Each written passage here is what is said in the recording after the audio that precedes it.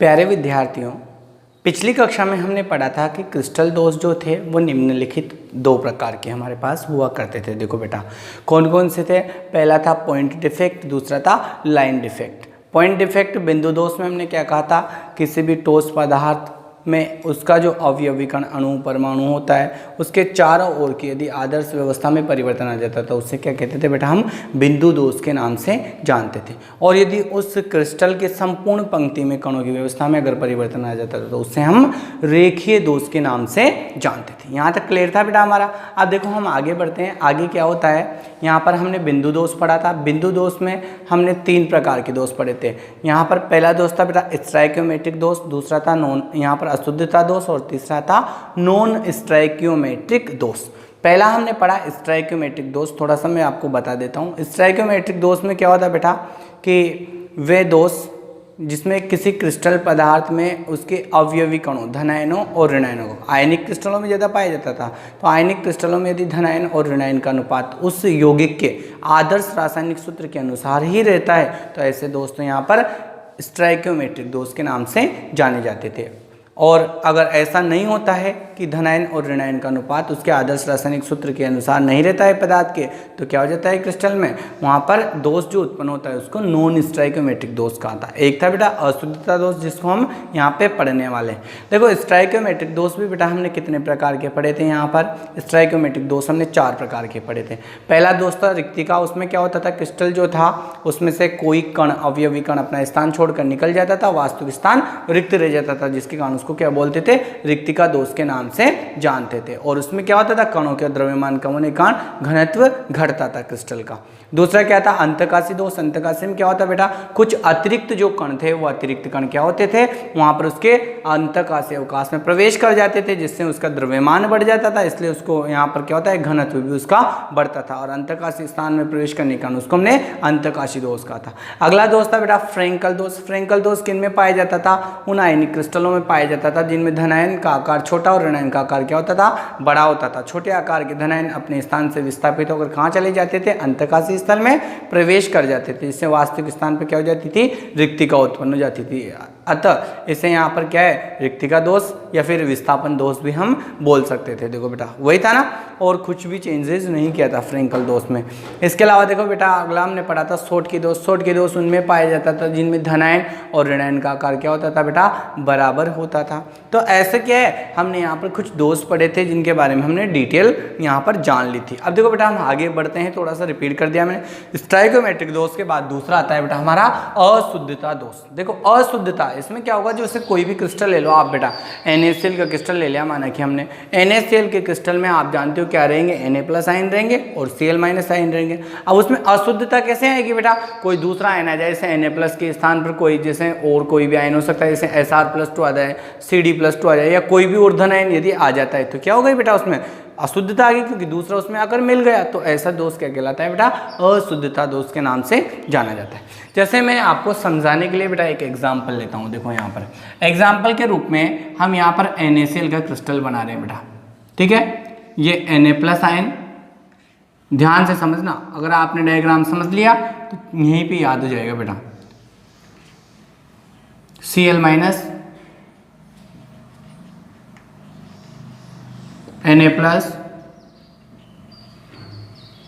Cl-, ठीक है। Na+ के पास क्या करोगे बेटा, Cl-, वही Cl- के पास Na+ आयन,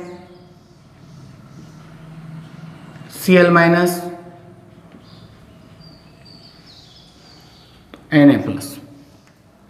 Cl- के पास क्या आ जाएगा बेटा, Na+ आयन।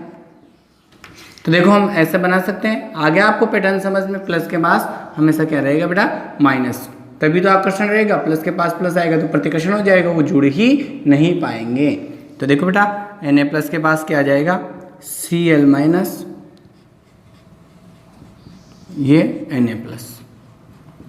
Cl-, Na+, बना लिया हमने। अब इस क्रिस्टल को क्या करना है बेटा, हमें जोड़ देना है सबसे पहले तो ये सीध में बनाने, ये थोड़े से क्या है तिरछे बन जाते हैं यहाँ पे बोर्ड पे, आपको दिखाने के चक्कर में।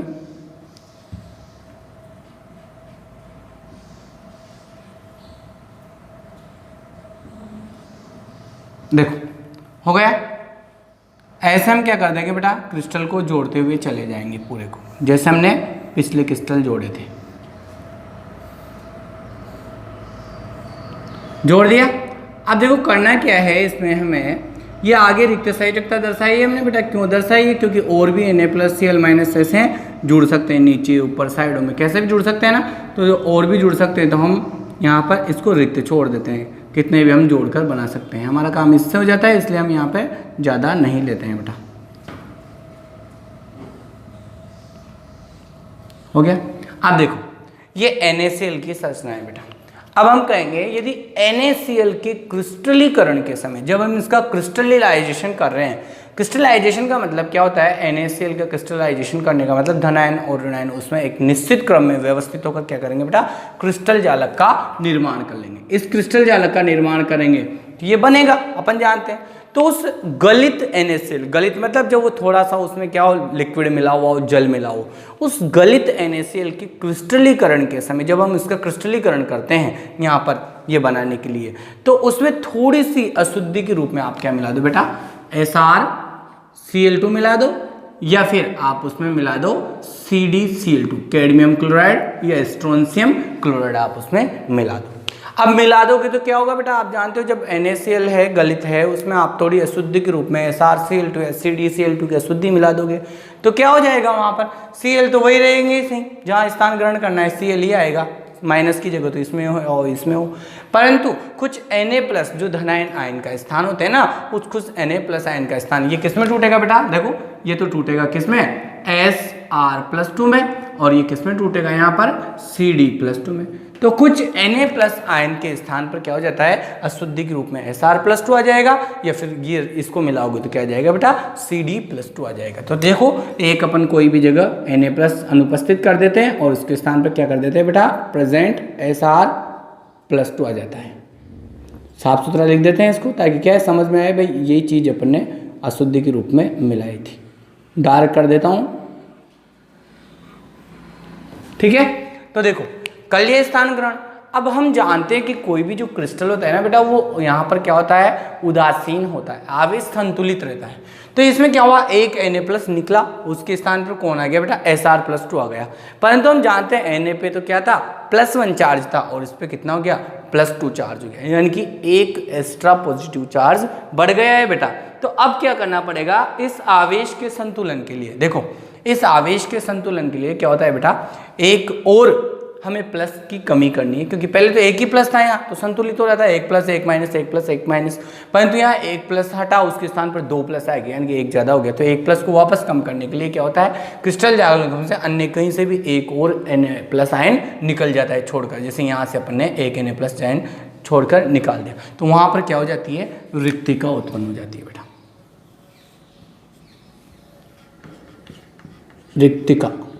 रिक्तिका कौन सी थी, धनायन के कारण हुई थी, धनायन निकलने के कारण, तो रिक्तिका उत्पन्न हो जाती है। इस प्रकार जितने Sr+2 आयन क्या करते हैं बेटा, Na+ का स्थान लेते हैं, उतनी ही क्या हो जाती है, यहाँ पर रिक्तिकाएं उत्पन्न होती है। एक Na+ के स्थान पर एक Sr+2 आया, तो आवेश के संतुलन के लिए एक Na+ को और हटना पड़ा, तो एक रिक्तिका हुई। तो जितने Sr+2 यहाँ पर क्या होते हैं बेटा, Na+ का स्थान ग्रहण करते हैं, उतनी ही क्या होती है, यहाँ रिक्तिकाएं उत्पन्न हो जाती है, ठीक है। अब देखो इसके 2-3 एग्जाम्पल हम लिख लेते हैं बेटा। एग्जाम्पल फर्स्ट, सेकंड और थर्ड। देखो हमें करना क्या है भाई, एक तो आपका एग्जाम्पल ये यहीं पे आ गया, NaCl में क्या मिला दिया बेटा आपने, SrCl2 मिला दिया। दूसरा AgCl में, देखो NaCl में SrCl2 की अशुद्धि मिला दी हमने। AgCl सिल्वर क्लोराइड में आप मिला सकते हो बेटा यहाँ पर CdCl2, तब भी ऐसा ही एग्जाम्पल बन सकता है। तो उसमें क्या करोगे, क्रिस्टल में आप Ag+Cl- कर दोगे, और एक जगह पे Sr+2 की जगह क्या कर दोगे बेटा, Cd+2 कर दोगे, तो एक Ag+ आयन फिर गायब कर दोगे, तो सेम टू सेम दूसरा एग्जाम्पल हमारे पास बन जाएगा।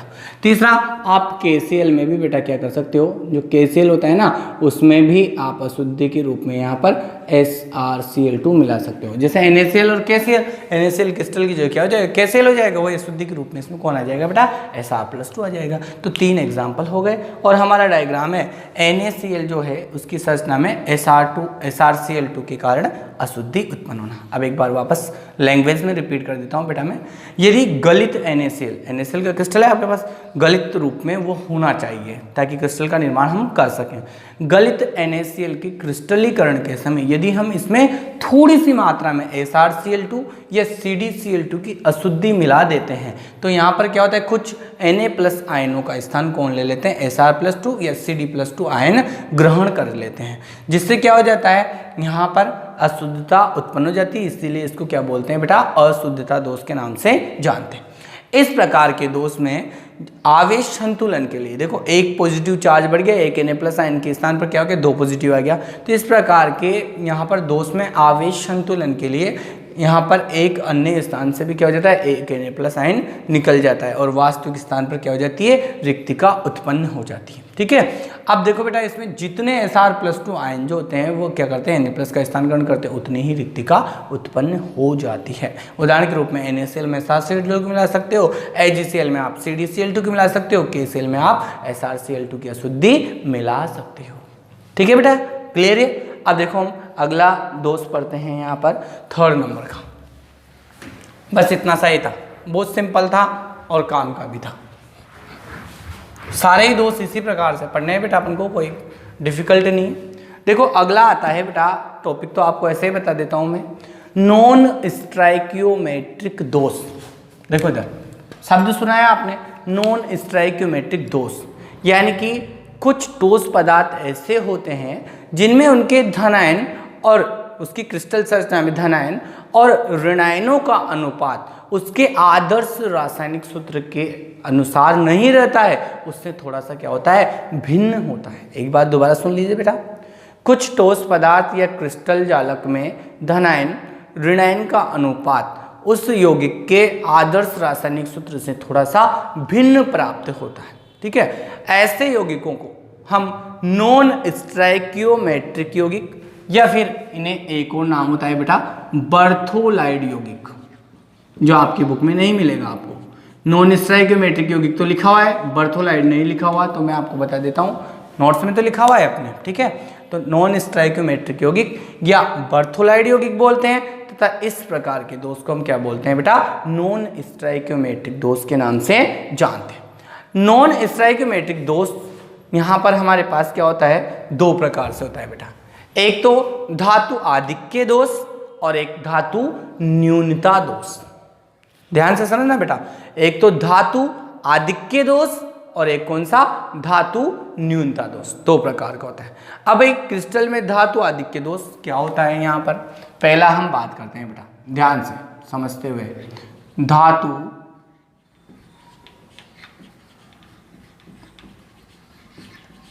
आधिक्य दोष।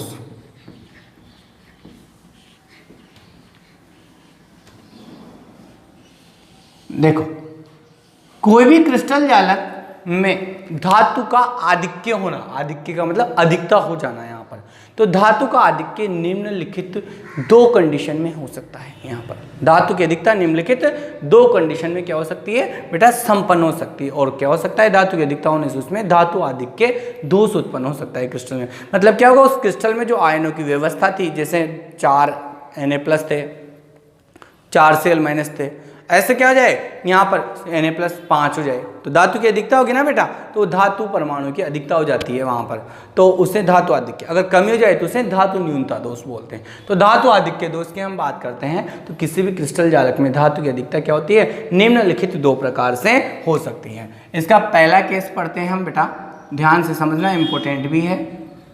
अतिरिक्त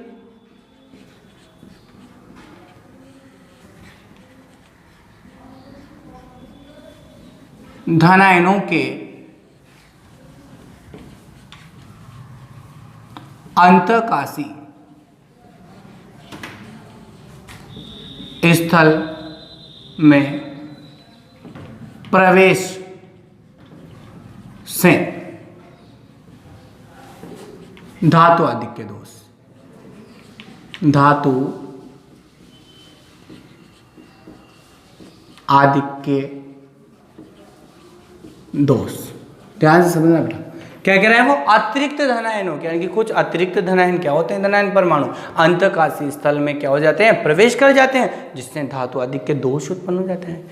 जैसे एग्जाम्पल के रूप में बेटा हम यहाँ पर एक उदाहरण लेते हैं, जिंक, जानते हो सभी इसको, और इसमें ये ऑक्सीजन, जिंक ऑक्साइड, ठीक है। जिंक ऑक्साइड बेटा कमरे के ताप पर, जो हमारा रूम टेम्परेचर होता है ना नॉर्मल 24 से 25 डिग्री सेंटीग्रेड, एकदम श्वेत रंग का होता है।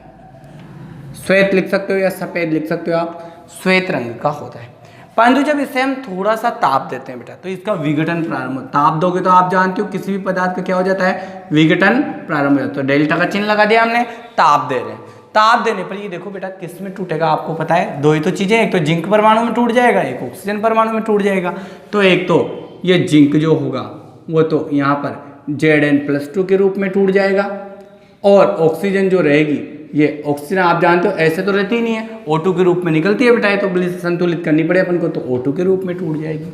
और शेष देखो ऑक्सीजन पे तो पूरा का पूरा चार्ज है, कुछ भी कमी नहीं है यहाँ पे बेटा, और यहाँ पे क्या हो रहा है देखो, जिंक पे +2, यानी कि इसके 2 इलेक्ट्रॉन कहाँ गए, इसने त्याग दिए, तो वो 2 इलेक्ट्रॉन देखो बेटा हम यहाँ प्लस लगा के अलग कर देंगे, कर दिया।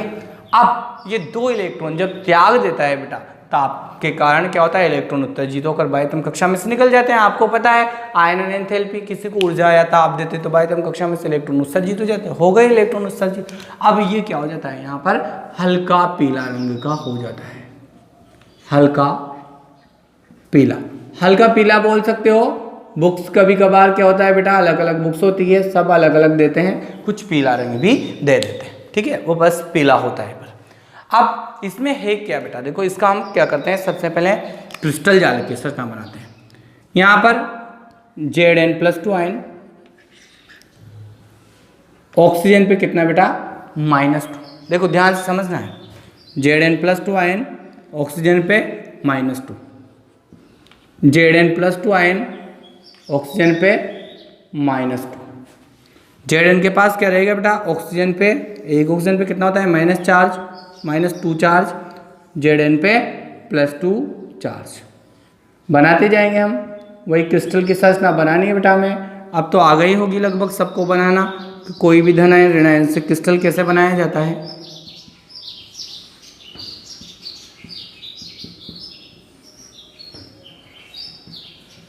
देखो बेटा 3 भी आप छोड़ के रिक्त सही रिक्ता लगा सकते हो, कोई जर्नी है। आप चाहो तो क्रिस्टल को 4 तक भी बढ़ा सकते हो, आपकी इच्छा कितना बड़ा आप क्रिस्टल बनाना चाहते हो।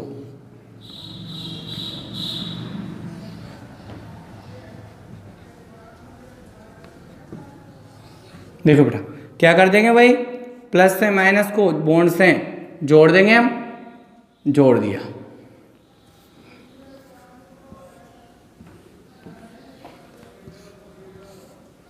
आ रहा है ना समझ में,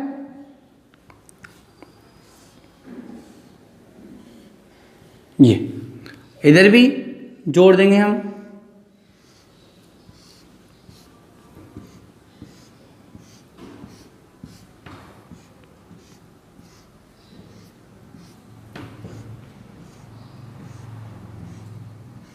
देखो बेटा क्रिस्टल बन गया अपना।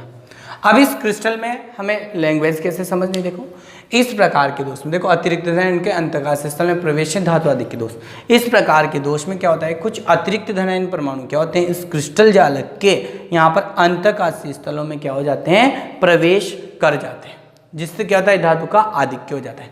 एग्जाम्पल लेंगे, जैसे जिंक ऑक्साइड बेटा कमरे के ताप पर क्या होता है, श्वेत रंग का होता है। जब इसे हम गर्म करते हैं तो ये 2 इलेक्ट्रॉन को त्यागता है और ऑक्सीजन मुक्त करता है। ऑक्सीजन गैस होती है, ऑक्सीजन मुक्त करने के कारण फिर ये 2 इलेक्ट्रॉन को त्याग कर क्या हो जाता है, यहाँ पर पीले रंग में परिवर्तित हो जाता है। इस तरह से हमें ये Zn+2 जो धनायन होते हैं, ये Zn+2 धनायन में यहाँ पर क्या होता है, कुछ अतिरिक्त धनायन इनमें से यहाँ पर अंतःकाशीय स्थानों में प्रवेश कर जाते हैं। अब देखो बेटा कहीं पे भी प्रवेश करवा दो, आपकी इच्छा, ये इतने सारे अंतःकाशीय स्थल है, जैसे आप यहीं करवा दो, तो ये अतिरिक्त Zn+2 आयन क्या हो गया, यहाँ पे प्रवेश कर गया, ठीक है। तो इसको अपन क्या लिखेंगे बेटा, यहाँ पर अतिरिक्त धनायन का किसमें प्रवेश हो रहा है बेटा, अंतःकाशीय स्थल में प्रवेश हो गया। अब आप जानते हो जो Zn+2 और O2- की संख्या पहले तो क्रिस्टल में बराबर थी बेटा, अब Zn+2 की क्या होगी यहाँ पर संख्या बढ़ गई तो होगी ना धातु की अधिकता यहाँ पर, और ऋणायन की संख्या क्या हो गई धातुओं की तुलना में, Zn+2 की तुलना में O2 की संख्या क्या हो गई बेटा कम, तो धातु आधिक्य दोष हो गया। परंतु आप एक चीज जानते हो बेटा कि यहाँ पर क्रिस्टल जालक हमेशा क्या होता है उदासीन होता है। यहाँ पर तो Zn+2 से O2- संतुलित थे पहले बराबर, पर एक Zn+2 से 2+ चार्ज की यहाँ पर क्या होगी वृद्धि हो गई, तो 2+ चार्ज को उदासीन करने के लिए जो 2 इलेक्ट्रॉन त्यागे हैं इसने, वो 2 इलेक्ट्रॉन भी कहीं भी अन्य स्थानों पर प्रवेश कर जाते हैं। तो कोई भी एक इलेक्ट्रॉन यहाँ कर दिया आपने तो एक तो आवेश उदासीन, एक कहीं भी करा दो बेटा तो जैसे एक बनने यहाँ करा दिया तो हो गया उदासीन, 2 इलेक्ट्रॉन और 2+ उदासीन हो गया। वापस समझ लेना, क्लियर हो जाएगा आपके। इस प्रकार के दोष में कुछ अतिरिक्त जो धनायन होते हैं वो क्या होते हैं, उस क्रिस्टल जालक के अंतःकाश स्थल में प्रवेश कर जाने से धातु आधिक्य दोष उत्पन्न होता है। जैसे जिंक ऑक्साइड कमरे के ताप पर श्वेत रंग का होता है, जब इसे हम क्या करते हैं गर्म करते हैं तो ये क्या होता है 2 इलेक्ट्रॉन त्यागता है और ऑक्सीजन मुक्त करने के कारण क्या होता है पीले रंग का हो जाता है यहाँ पर। अब इस प्रकार यहाँ पर इस दोष में क्या होता है, इस प्रकार की धातु आधिक्य दोष में कुछ अतिरिक्त Zn+2 जो धातु धनायन होते हैं वो क्या होते हैं अंतःकाश स्थल में प्रवेश कर जाते हैं तथा क्रिस्टल की उदासीनता बनाए रखने के लिए इस आवेश के बराबर के इलेक्ट्रॉन भी क्या हो जाते हैं अन्य अंतःकाश स्थलों में प्रवेश कर जाते हैं। इस प्रकार क्रिस्टल की उदासीनता बनी रहती है और धातु की अधिकता हो जाती है ऋणायन की तुलना में, इसलिए उसको धातु आधिक्य दोष के नाम से जानते हैं। चूंकि धनायनों से हो रहा है तो धनायनों के कारण धातु आधिक्य दोष हो जाएगा। अब देखो इसका एक विशेष गुण है, इस प्रकार के क्रिस्टलों में जो ये रंग का कारण है ना हल्का पीला रंग आया क्यों बेटा, इस प्रकार के क्रिस्टलों में जो रंग का मुख्य कारण होता है वो यही होता है ये इलेक्ट्रॉन। ठीक है, आप जानते हो इलेक्ट्रॉन निम्न ऊर्जा स्तर से उच्च में जाएंगे, उच्च से निम्न में आएंगे, गति करेंगे तो क्या होता है वहां पर ऊर्जा का अवशोषण या उत्सर्जन करते हैं और उसी के आधार पर क्या होता है क्रिस्टल का रंग होता है। तो इस इलेक्ट्रॉन के कारण, मुक्त इलेक्ट्रॉनों के कारण और आयनों के कारण ही क्या होता है ये क्रिस्टल विद्युत के चालक होते हैं, कलरफुल होते हैं, तो ये क्या हो जाएंगे हमारे इसके मुख्य कैरेक्टर्स हो जाएंगे। ठीक है बेटा, अब हम दूसरा पढ़ते हैं, इसमें कोई परेशानी नहीं होनी चाहिए आपको। ठीक है, दूसरा केस पढ़ते हैं। तो एक तो हो गया धातु आधिक्य दोष अतिरिक्त धनायनों के कारण।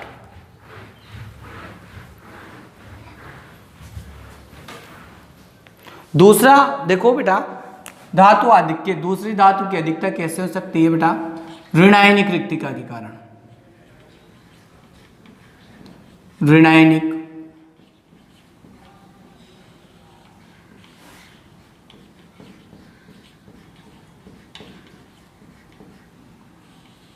रिक्तिका के कारण धातु आधिक्य दोष। टॉपिक में क्लियर है बेटा, यहां पर ऋणायनिक रिक्तिका के कारण धातु की अधिकता होगी। मीन्स क्या समझ सकते हो आप, ऋणायनिक रिक्तिका यानी कि ऋणायन क्या हो जाएगा एक निकल जाएगा और उस स्थान पर ऋणायन के स्थान पर रिक्तिका रह जाएगी। जब एक ऋणायन की कमी आ गई तो जैसे माना कि आप Na+5 थे, Cl- भी 5 थे, एक ऋणायन अपना स्थान छोड़कर निकल गया तो ऋणायन तो कितने रह गए बेटा 4 और Na+ कितने हैं 5 के 5 है। तो उस ऋणायनिक रिक्तिका के कारण ऋणायन के निकल जाने से जो रिक्तिका उत्पन्न हुई है उसके कारण क्या हो गया एक धातु परमाणु की अधिकता हो गई वहाँ Na+ की। तो ऋणायनिक रिक्तिका के कारण क्या हो सकता है बेटा धातु आधिक्य दोष उत्पन्न होता है। ठीक है, अब इसको ऐसे समझते हैं, देखो बेटा इसके कुछ एग्जाम्पल है और ये बहुत ज्यादा इंपॉर्टेंट है आपके सभी दोषों में। ठीक है बेटा, अब देखो समझो क्षारकीय हैलाइड, कुछ क्षारकीय हैलाइड, ध्यान से समझना बेटा इसे बहुत सावधानी से। क्षारकीय हैलाइड, क्षारकीय हैलाइडों में देखो बेटा क्या आते हैं, क्षारकीय हैलाइड उसे कहेंगे अपन जो क्षार धातुओं से मिलकर बने हुए थे। क्षार धातु किसको बोलते हैं, फर्स्ट ए वर्ग के तत्वों को होते हैं ना बेटा, वही हाइड्रोजन को छोड़ दो हमारे लिए ना कर रब से फरियाद होते हैं ना, तो फर्स्ट ए वर्ग के तत्व क्षार धातु कहलाते हैं। तो क्षारकीय हैलाइड, क्षारकीय हैलाइड में देखो बेटा कौन कौन आ गए, सोडियम आ गया, हैलाइड कोई भी हैलोजन जोड़ दो आप, जैसे क्लोरीन ही जोड़ दो, NaCl हो गया। ठीक है, KCl ले सकते हो बेटा आप, लिथियम ले सकते हो, LiCl ले सकते हो।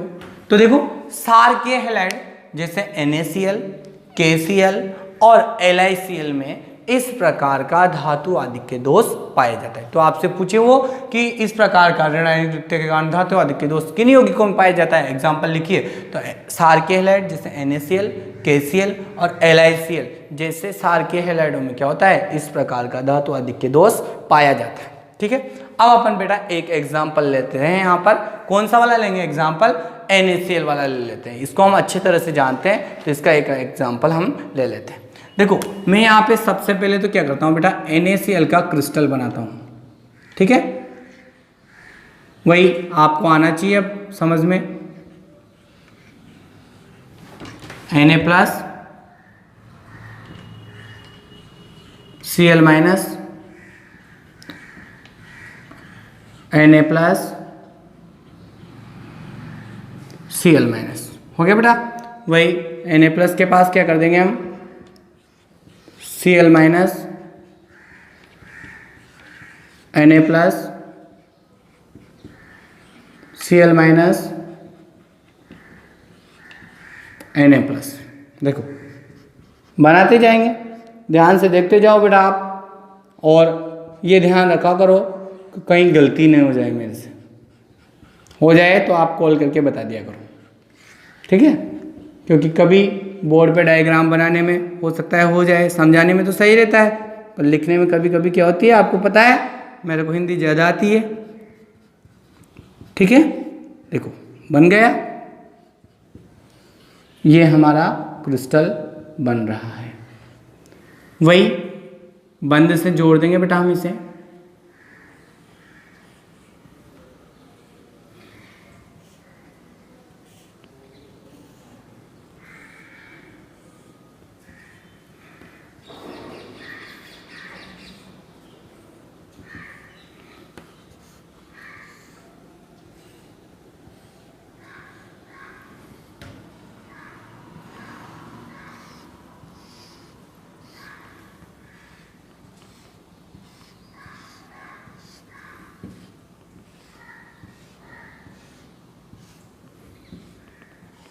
कोई परेशानी बनाने में नहीं है ना। ये हमारे पास NaCl का क्या हो गया बेटा, क्रिस्टल तैयार हो गया।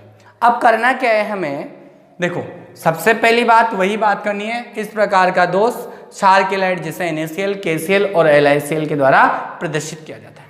अब हम एक एग्जाम्पल लेके सोल्व करते हैं NaCl। ठीक है, यदि हम क्या करते हैं, सोडियम NaCl को सोडियम वाष्प के साथ गर्म करते हैं। सोडियम धातु की जो वाष्प होती है ना, उस वाष्प के साथ हम क्या कर देते हैं, NaCl को, नमक को गर्म करते हैं।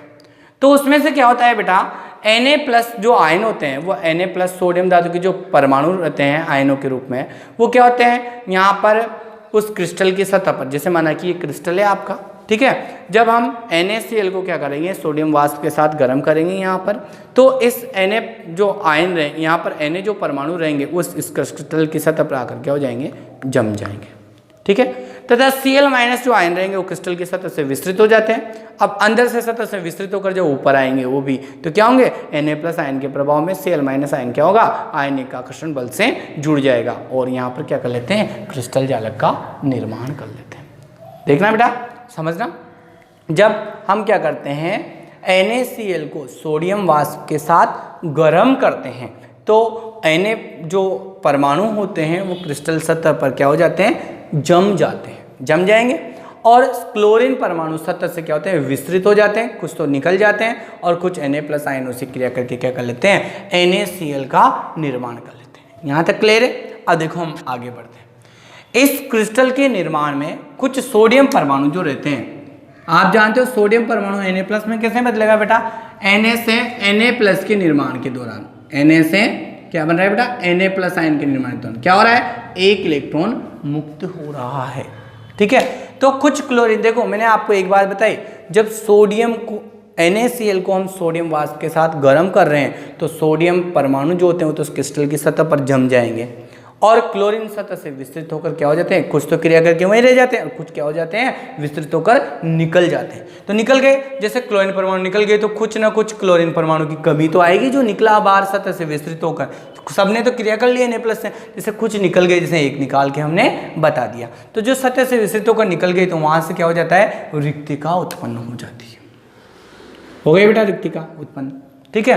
अब इस रिक्तिका उत्पन्न हो गई तो हम तो जानते हैं क्रिस्टल में जितने Na+ आयन है उतने Cl- आयन होने चाहिए, तभी तो उदासीन होगा, या फिर जितना प्लस है उतना ही माइनस होना चाहिए। तो एक माइनस चार्ज की बेटा क्या होगी, कमी आ गई।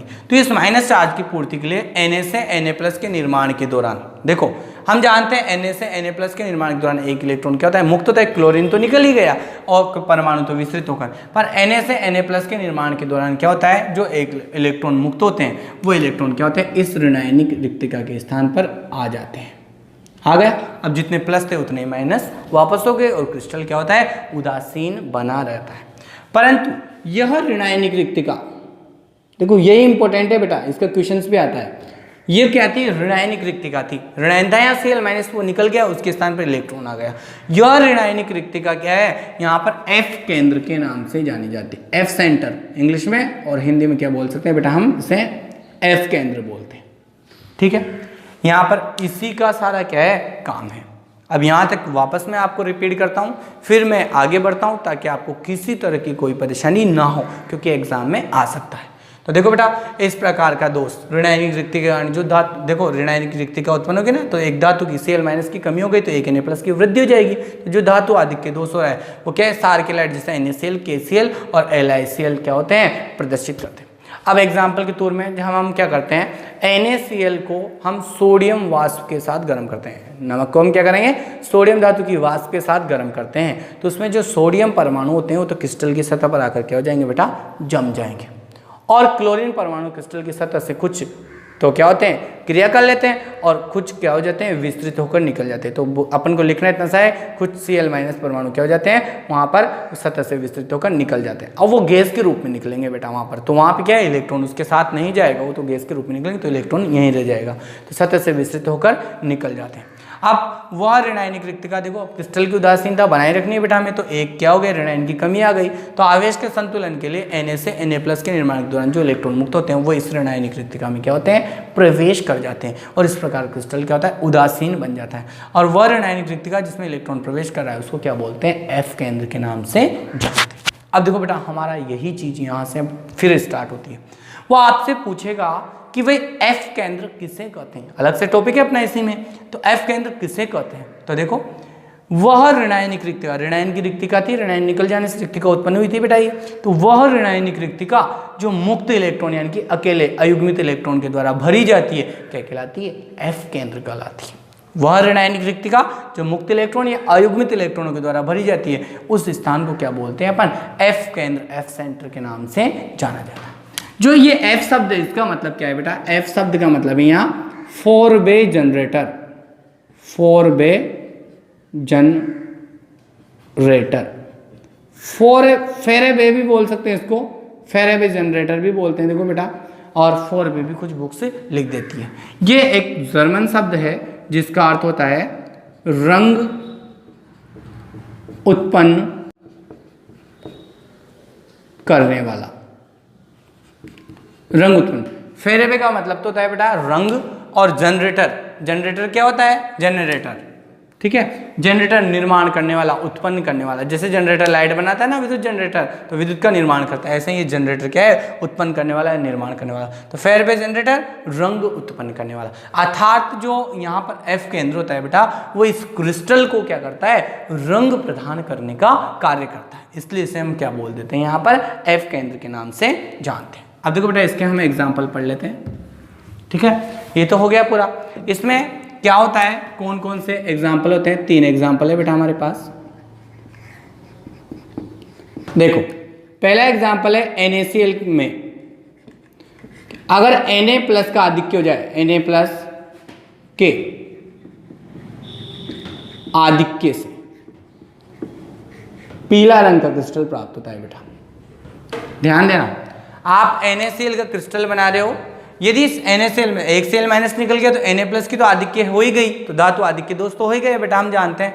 तो NaCl क्रिस्टल में Na+ अगर आयनों की आधिक्य होती है, धातु की अधिकता होती है, तो उस क्रिस्टल का रंग कौन सा होता है बेटा, पीला होता है, पीला रंग, ठीक है। दूसरा, LiCl जो होता है उसका रंग गुलाबी होता है। अगर आप इसकी जगह क्रिस्टल कौन सा लोगे, LiCl, तो LiCl में किसकी अधिकता होगी धातु की Cl निकलने पर, Li की, Li+ की के कर देते हैं आधिक्य से, एक ये हो जाएगा बेटा, ये तो क्या हो गया था हमारा पीला रंग, और LiCl में Li+ के आधिक्य से हमारे पास गुलाबी रंग प्राप्त हो जाता है, यहाँ पर गुलाबी रंग। एक एग्जांपल अपन KCl ले सकते हैं बेटा, KCl में आधिक्य किसका होगा, K+ का, तो K+ के आधिक्य से कौन सा रंग होता है यहाँ बेटा, बैंगनी रंग का क्रिस्टल प्राप्त होता है।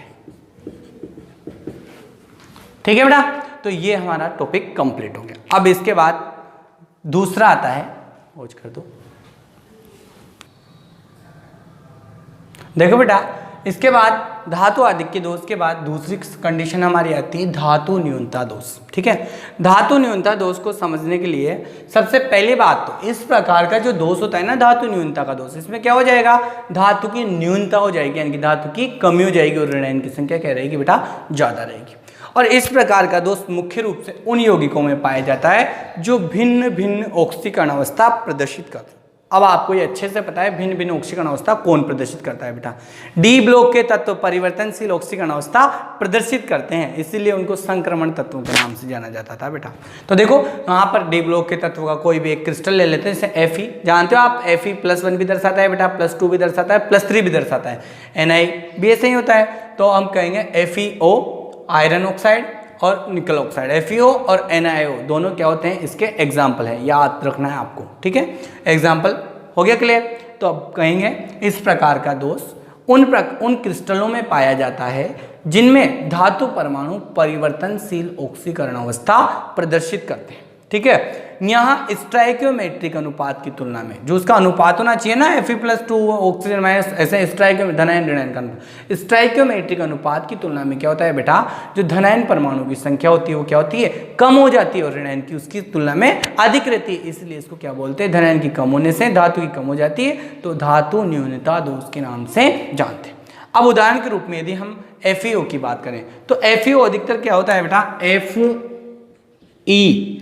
0.95 इस अवस्था में क्या होता है बेटा, प्रेजेंट होता है। FeO 0, ये इसके साथ ऑक्सीजन भी आ जाएगी बेटा। FeO जो है अधिकतर ये क्या शब्द दे रहा है, Fe 0.95 O के रूप में क्या होता है, उपस्थित हो। ये क्या है बेटा, देखो आपने पढ़ा था कि कोई भी तत्व थे 11th क्लास के फर्स्ट चैप्टर में, अब हम उसकी बाहुल्यता निकालते थे तो वहाँ पे ऐसे शब्द यूज ले लिए जाते थे परिवर्तनशील ऑक्सीकरण अवस्था के।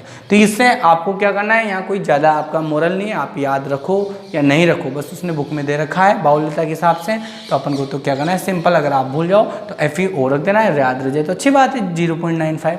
तो देखो FeO जो होता है अधिकतम क्या होता है, यहाँ पर Fe 0.95 O रूप में पाया जाता है, नहीं तो फिर सीधे सीधे आप कह दोगे। इस FeO के क्रिस्टल के समय क्या होता है, कुछ Fe+2 आयन, देखो ध्यान देना बेटा, यहाँ पर कुछ Fe+2 आयन, धनायन की कमी करनी ना, तो हटाना है अपन को, तो कुछ Fe+2 आयन क्या होते हैं, अपने नियत स्थान को छोड़कर क्रिस्टल जालक से क्या हो जाएंगे बेटा, बाहर निकल जाएंगे। तो कहीं का भी एक बाहर निकाल दो आप, जैसे सपोज आपने क्या कर दिया, ये यहाँ का बाहर निकाल दिया, निकल गए। तो देखो कुछ Fe+2 आयन क्या होते हैं, अपने क्रिस्टल जालक को छोड़कर क्या होते हैं बेटा, बाहर निकल जाते हैं, जिससे वास्तविक स्थान पर क्या रह जाती है, रिक्तिका उत्पन्न हो जाती है। परंतु हम जानते हैं क्रिस्टल क्या होता है बेटा, उदासीन होता है। तो यहाँ Fe+2 आयन क्या हो गया, निकल गया, तो 2+ चार्ज की क्या हो गई बेटा, कमी आ गई। उस 2+ चार्ज की पूर्ति के लिए अन्य किसी भी स्थान की धातु परमाणु अपनी ऑक्सीकरण अवस्था परिवर्तित कर लेते हैं, कि बढ़ा लेते हैं। जैसे ये कोई भी है, यहाँ +2 थी तो +2 की जगह बेटा ये क्या कर लेंगे, +3 कर लेंगे। थोड़ा डार्क कर देता हूँ मैं ताकि आपको बाद में भी ध्यान रहे। ठीक है, हो गया, 1+ तो बढ़ गया, 2+ बढ़ाने हैं अपन को, और कहीं का भी बढ़ा दो, आपकी इच्छा बेटा। तो जैसे यहाँ का ही बढ़ा दिया अपन ने, यहाँ का बढ़ा दो, आप कहीं का भी बढ़ा दो, तो Fe+3 हो जाएगा यहाँ पे। अब देखो 2+ निकला था तो एक प्लस यहाँ अन्य परिवर्तित कर ले, तो क्रिस्टल क्या हो गया, उदासीन हो गया। परंतु क्रिस्टल उदासीन भी हो गया और स्थायी भी हो गया, परंतु क्या हो गया, धातु की कमी हो गई, इसीलिए इसको क्या बोलते हैं, धातु न्यूनता दोष के नाम से जानते हैं। ठीक है बेटा, आज की क्लास में इतना ही, कल से हम नया टॉपिक पढ़ेंगे और अब हमारा चैप्टर 1 या 2 दिन में खत्म होने वाला है बेटा। ठीक है, धन्यवाद।